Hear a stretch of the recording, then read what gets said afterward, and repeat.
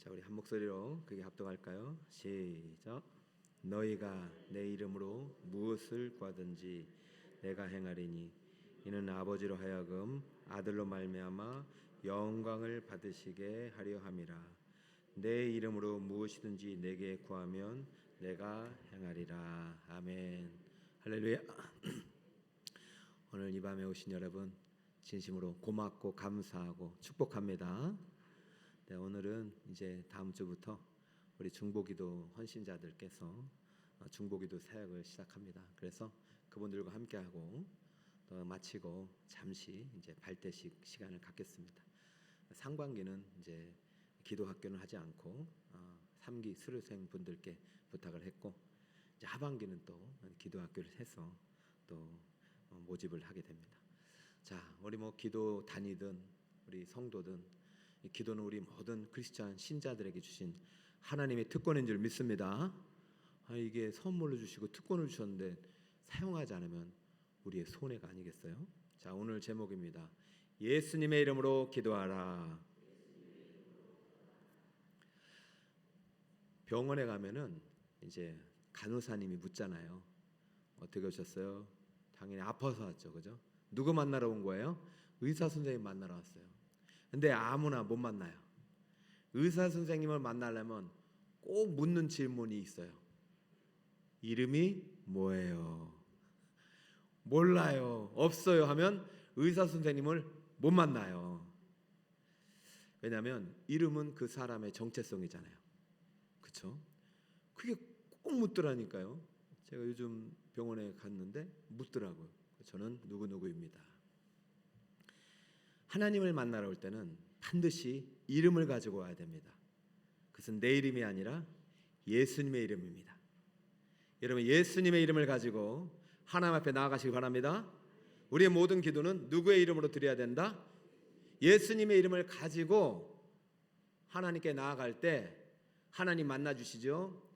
여러분 이름이나 세상 이름이나 다른 뭐 사람 이름 가지고 나오면은 소용이 하나도 없어요. 오직 예수님의 이름입니다. 카톨릭은 성부, 성자, 성령, 성모 막 이러잖아요. 아니요, 우리는 예수님의 이름을 갖고 가는 거예요. 할렐루야. 그래서 여러분은 오늘 정확하게 이것을 이해하시고, 제가 처음 설교하는 것 같아요. 예수님의 이름으로 기도하라는 것은.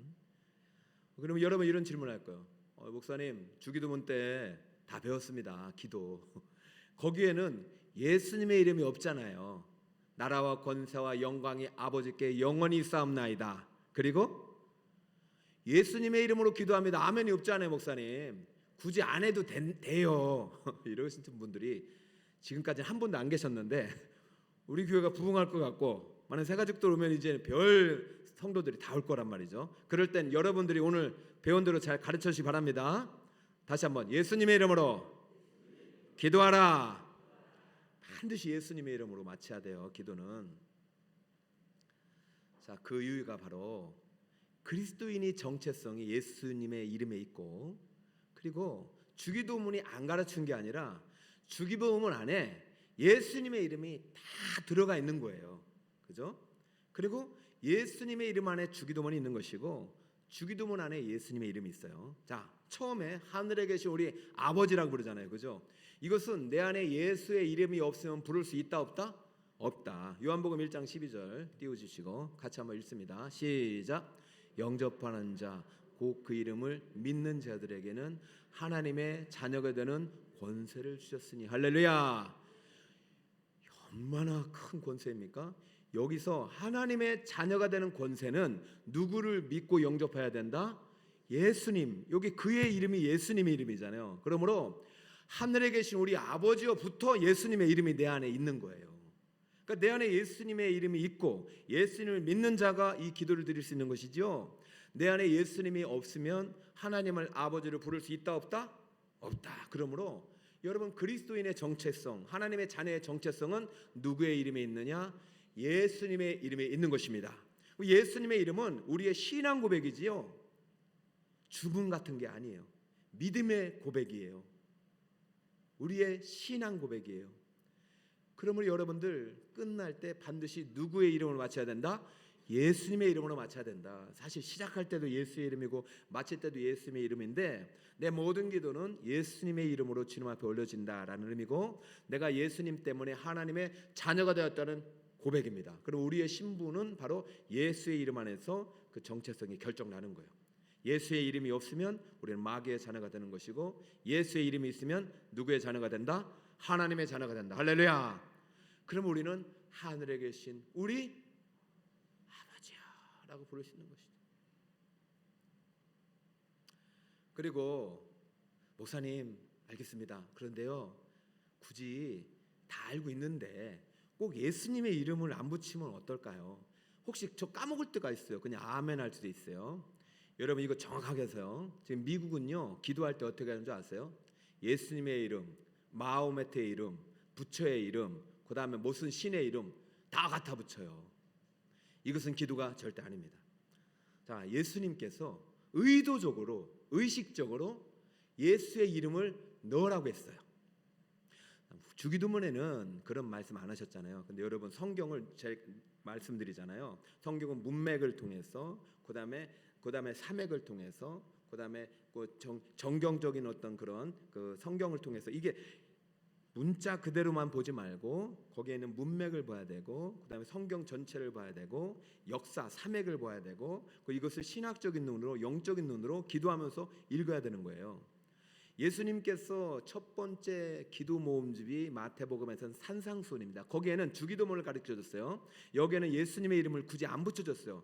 그것은 없기 때문이 아니라 아직 예수님께서 다 가르쳐주지 않았기 때문이에요. 자, 그리고 나서 마태복음에는 큰 설교가 5가지 있는데 마지막 설교가 마가의 다락방에서 하신 다락방 설교가 요한복음 14, 15, 16, 17장에 나와 있습니다. 요한복음 몇 장 몇 절 14, 15, 16장에 나와 있고 17장에 또 나와 있어요. 그때 기도문이 나오죠. 그러니까 여러분들을 제자 양육 훈련을 다 받으면 다 배워요. 모르는 사람은 집에 가서 찾아보면 다 나와요. 이때 14장에 두 번째 주기도문을 가르쳐 주신 거예요. 자, 첫 번째 주기도문은 산상수훈에서 가르치셨어요. 마태복음 6장에서. 그러나 두 번째 주기도문, 굳이 주기도문이라고 안 해도 예수님께서 마지막으로 너희들이 기도할 때는 반드시 이렇게 해라. 하늘에 계신 우리 아버지여 영원히 싸움나이다 아멘 하는데 아멘 전에 반드시 이렇게 해라. 그렇기 때문에 우리는 의식적으로 문자적으로라도 예수님의 이름을 꼭 들어가야 되는 것이에요. 자, 14장 13절 다 함께 읽습니다. 시작. 너희가 내 이름으로 무엇을 구하든지 내가 행하리니 이는 아버지로 하여금 아들로 말미암아 영광을 받으시게 하려 함이라. 할렐루야. 자, 누구 이름으로 구하라고요? 내 이름으로. 14절 시작. 내 이름으로 무엇이든지 내가 구하면 내가 행하리라. 누구 이름으로 구하라고요? 예수의 이름으로. 자, 14, 15, 16장 14장이 두 번 나오고 15장도 가봅시다. 16절 시작. 너희가 나를 택한 것이 아니요 내가 너희를 택하여 세웠나니 이는 너희로 가서 열매를 맺게 하고 또 너희 열매가 항상 있게 하여 내 이름으로 아버지께 무엇을 구하든지 다 받게 하려 함이라. 자, 누구의 이름으로? 예수의 이님의 이름으로 아버지께 구할 수 있다고 그러죠. 자, 마지막 요한복음 16장 23절입니다. 시작.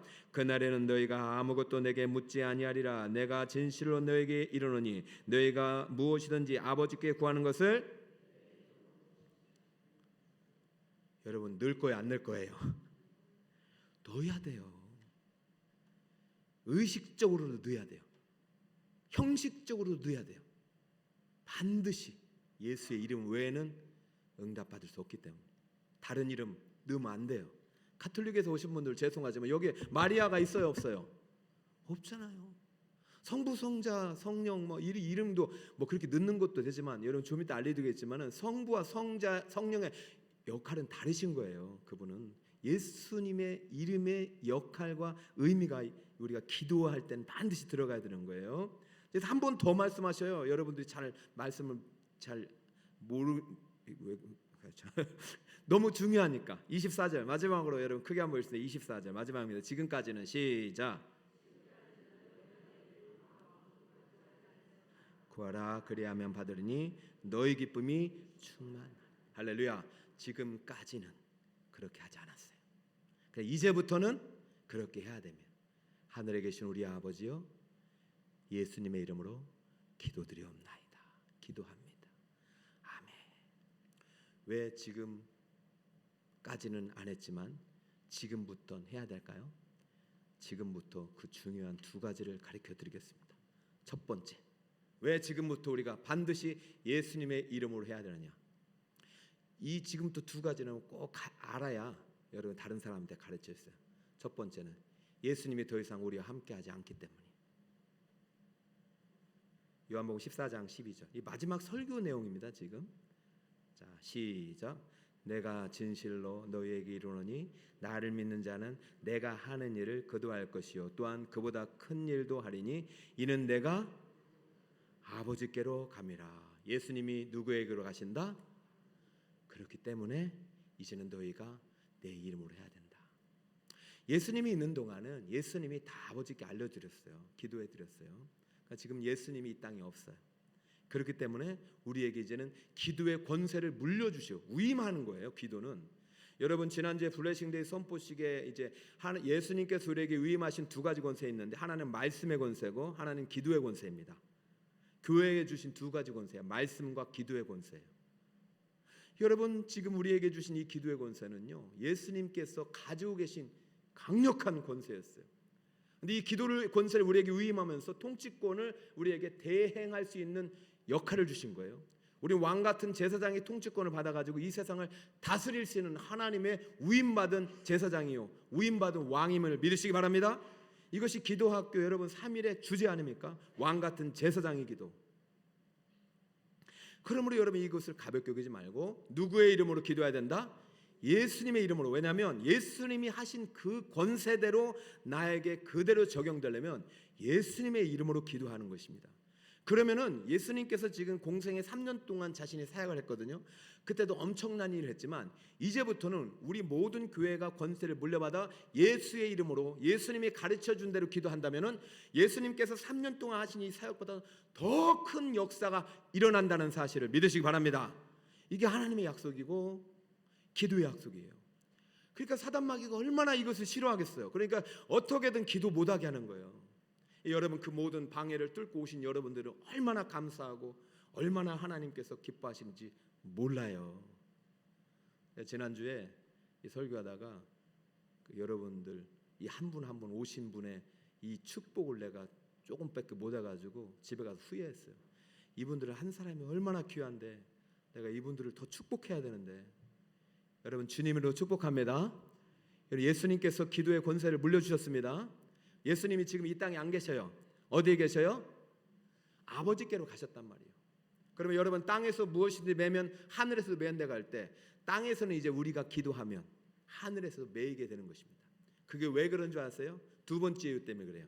예수님의 이름으로 반드시 기도해야 되는 것은 지금 예수님께서 이 땅에 안 계시고 하나님 아버지께로 가셨어요. 자, 두 번째로 뭐냐면 예수님께서 다 이루셨는데 아직 이루지 않고 재림의 날까지 하시는 사역이 딱 하나 남았어요.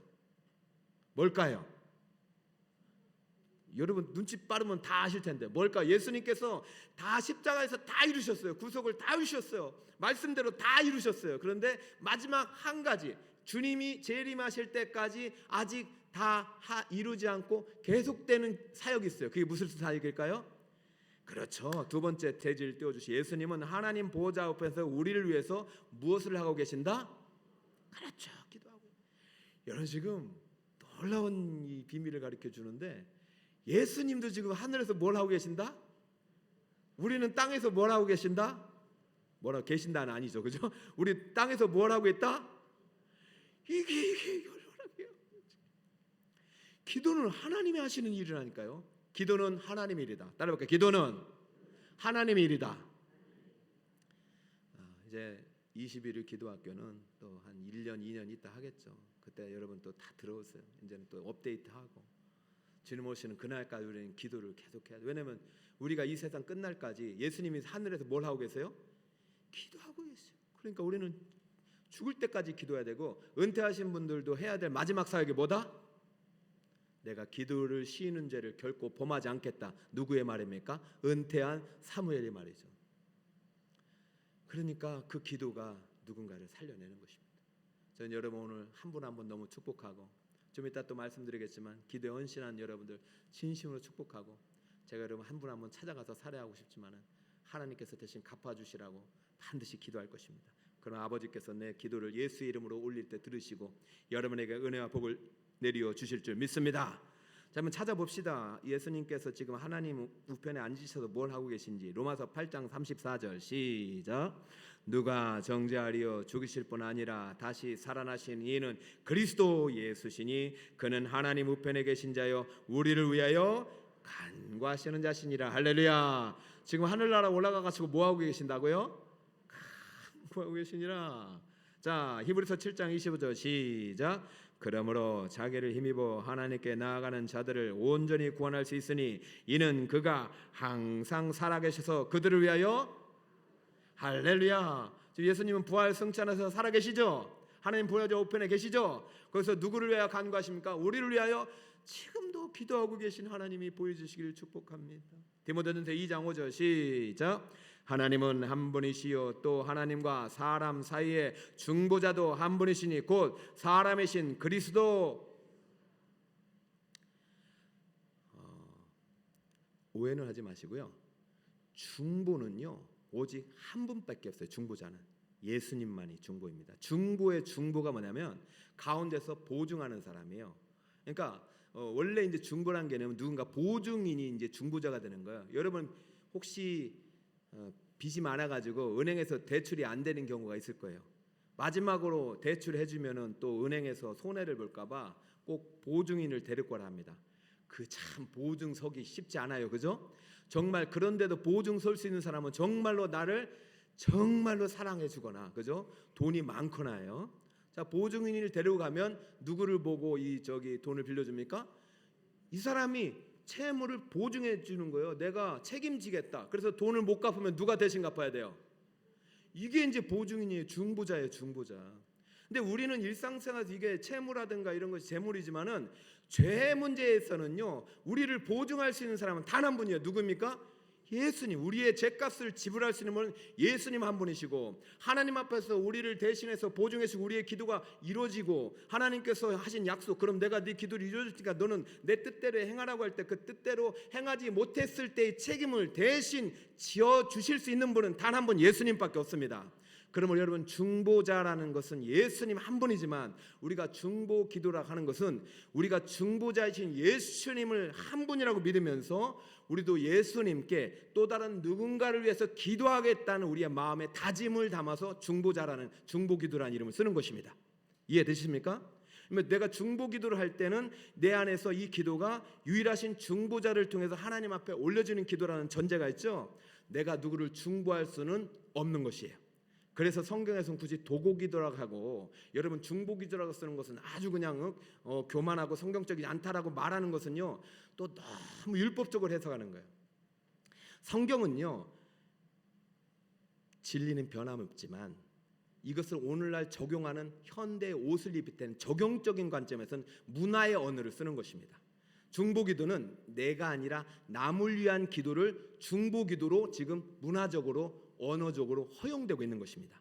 그러면 여러분들이 중보기도라는 말에 대해서 부담 갖지 말고, 단 중보자는 유일한 예수 그리스도밖에 없다는 그 믿음을 고백 안에 내가 예수님의 이름으로 내가 누군가를 위해서 기도할 때 그것을 중보기도라고는 할 수 있는 것입니다. 아멘입니까? 네, 이렇게 이제 정리하고, 자 보세요. 하늘에서 누가 기도하고 계세요? 예수님께서. 그럼 땅에서는 누가 기도하세요? 땅에서는 누가 기도해야 돼요? 우리가 기도해요. 여러분, 예수님께서 교회를 세울 때 이런 말씀하시죠. 바요나 시몬아, 내가 복이 있도다. 네 반석 위에 내가 교회를 세우니 음부의 권세가 이길 수 없다. 그리고 하신 말씀 기억하세요?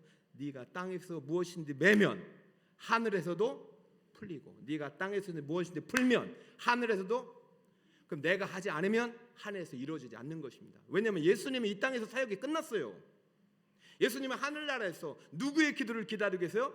우리의 기도를 기다리고 있는 것입니다.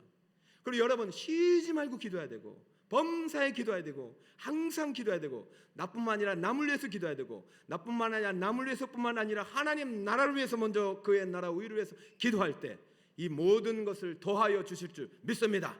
그러면 예수님께서 가르쳐 주신 주기도문은 두 가지예요. 크게 하늘에 계신 우리 아버지여 이름이 거룩히 여김을 받으시오며 나라가 임하시오며 뜻이 하늘에서 이루어지이다. 오늘 우리에게 일용할 양식을 주시옵고 우리가 우리에게 죄 진 자를 사하여 준 것 같이 우리의 죄를 사하여 주시옵고 우리를 시험에 들게 말게 하옵시고 다만 악에서 구하시옵소서. 나라와 권세와 영광이 아버지께 영원히 있사옵나이다. 할렐루야. 모든 기도의 원리가 여기에 다 통합되어 있고 그리고 마칠 때 누구의 이름으로? 예수님의 이름으로 기도합니다. 아멘.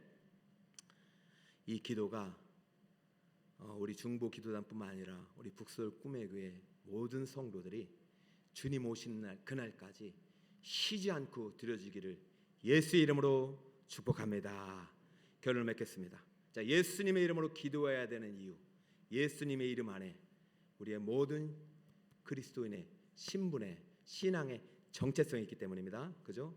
나는 예수님의 이름 때문에 하나님의 자녀가 되었고 기도할 수 있는 자격이 주어진 것입니다. 그리고 예수님의 이름은 주문이 아니라 믿음의 고백이라는 사실을 믿으시기 바랍니다. 자, 그러나 예수님의 이름으로 기도해야 되는 이유는 그냥 우리가 형식적으로라도 반드시 그것을 넣어야 되는 것은 예수님께서 우리에게 그렇게 하라고 명령하시기 때문에 너희는 내 이름으로 아버지께 구하라고 말씀하셨기 때문이다. 그 이유는 예수님께서 이 땅에 계시지 않고 하늘에 올라가셨고 예수님께서 이 땅의 사역이 다 끝났어요. 기도 사역도 끝났고 구속 사역도 끝났고 병고침의 사역도 끝났어요. 치유 사역도 끝났어요. 그럼 이 모든 사역을 누구에게 물려줬냐? 이 권세를 교회에 물려주었고 교회는 두세 사람이 합심하여서 땅에서 무엇이든 기도할 때 하늘에 계신 예수 그리스도를 통해서 아버지께 전달되고 우리의 기도가 하나님께 응답되는 강력한 기도의 열쇠가 바로 누구의 이름에 있다? 예수의 이름에 있기 때문에 지금도 하늘에서는 예수님이 기도하고 계시고 땅에서는 교회가 합심하여 기도할 때 하늘의 문이 열리고 하나님 나라가 이 땅 가운데 확장될 줄 믿습니다. 이 기도 사역에 참여한 여러분 모두에게 하나님의 크신 은혜와 능력과 권세와 천국이 임하는 놀라운 축복의 통로가 되시기를 예수 그리스도의 이름으로 축원합니다. 할렐루야. 자, 옆에 분들